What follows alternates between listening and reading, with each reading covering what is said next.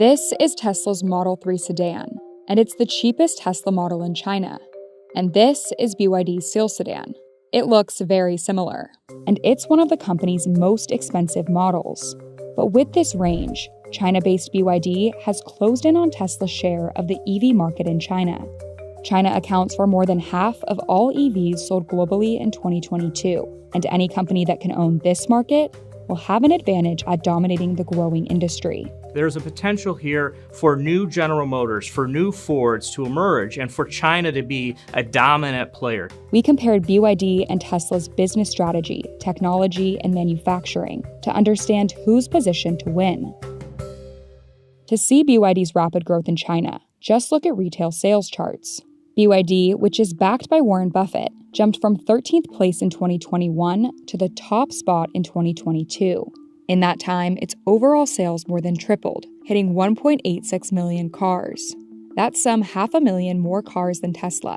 We have a lot of respect for the car companies in China. They are the most competitive in the world. In terms of volume, the top car company producing EVs in China is definitely BYD. The caveat is that it's not a cool EV brand yet, and that's why they introduced a new series of cars with specs that car commentators would say matching Tesla's Model 3. So while this Seal sedan sells for roughly $30,000, some BYD models sell for half that, with most models having an all-electric or plug-in hybrid option. Their strategy is really to ensure that consumers have options. Tesla's fleet, on the other hand, is all-electric. Unlike BYD, it's mainly positioned as a premium vehicle, a revolutionary bet from the beginning. There was a kind of a belief among traditional car companies that somebody who would want an electric car was going to be motivated by economic concerns, the cost of gasoline. Their thesis was, let's start at the top. Let's make a cool, a sexy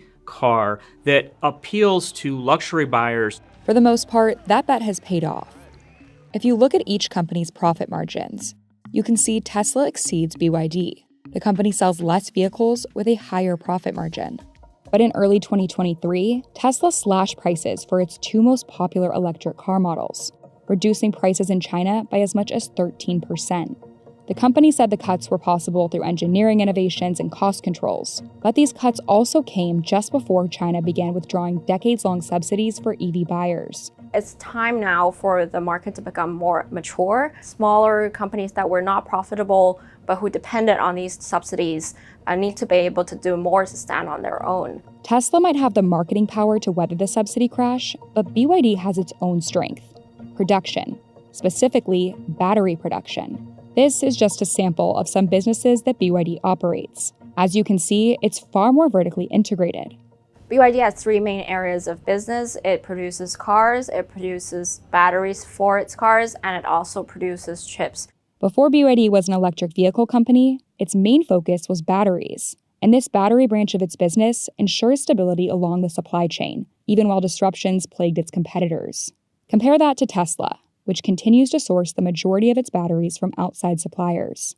There's been this tension around Tesla from the get-go over its ability to get cells. The idea was they'd be buying so many of them from suppliers that they would have pricing advantage and they could get the cost down. It hasn't come down as much as they wanted or much as they thought, but it has come down dramatically. Although the US government is investing in this area of business, even producing the raw and intermediate ingredients that compose battery cells requires outsourcing. When you think about where the ingredients for these cells come from, it's largely a China game at this point. I think about lithium, something like 70% of it is refined in China. It's kind of worrisome to people here in the US.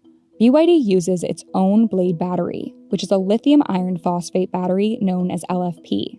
The LFP battery is the primary EV battery in China and is generally viewed as a cheaper option since it doesn't use the costly elements nickel and cobalt. But it comes with a trade-off: the battery's range. Range is a real issue for US consumers. There is this mindset that there just might be a reason why you need to go 300 miles or more in a trip. And so that's one of the big kind of differences between the China and the US market.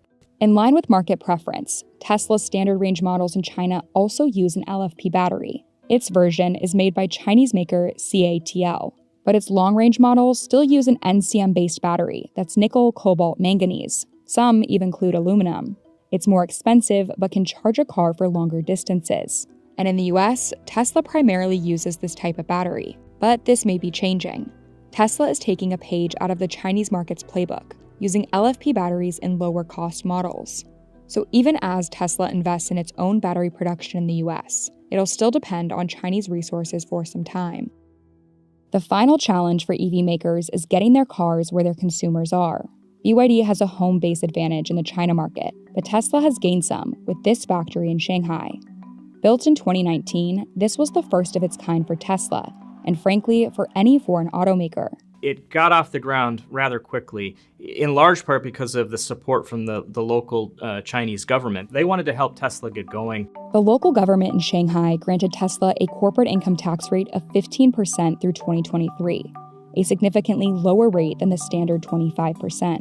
The factory deal helped slash production costs for cars sold in the country, and Tesla was also able to get out of a joint venture agreement. For years, if you were General Motors or you were Volkswagen and you wanted to build cars in China, you had to share the profit, you had to share the running of that joint venture, and Tesla didn't want to give up that kind of control. Today, Tesla sells in over 30 countries, with manufacturing plants in the US, China, and Germany. BYD, having taken over China, is just beginning its global push. Its passenger EVs are currently for sale in China and a handful of other countries. The US is not yet one of those. In part because of the US-China tensions right now, it's hard for any Chinese car company to say they're making a foray into the US market right now. It's also hard for car companies to just think about expanding into market by exporting there purely without manufacturing locally. The fight for the global EV market has a ways to go. In China, the market needs to mature on its own without government subsidies, while the US needs to dramatically improve its supply chain in the country and up its EV adoption rate. As for the companies themselves, BYD has yet to fully articulate its plans to enter the US passenger EV market. While China's biggest EV maker faces pressure to expand, BYD said customer satisfaction is its main goal and top priority. I've been writing about the automotive industry for almost 20 years, and there's always been this kind of belief that the Chinese car companies were on the verge of coming to the States. We haven't really seen that yet. Creating the infrastructure to sell the vehicles is a challenge. Tesla did not respond to a request for comment, but the company also faces its own obstacles ahead. They need to show growth to the investment community. And we have seen investors really be forgiving at the idea of chasing sales volume at the potential cost of profitability. If electric vehicles are truly the future of the car, owning this market could be paramount to a country's economy. In order for that to be a reality for Tesla, EV batteries will need to be made in America.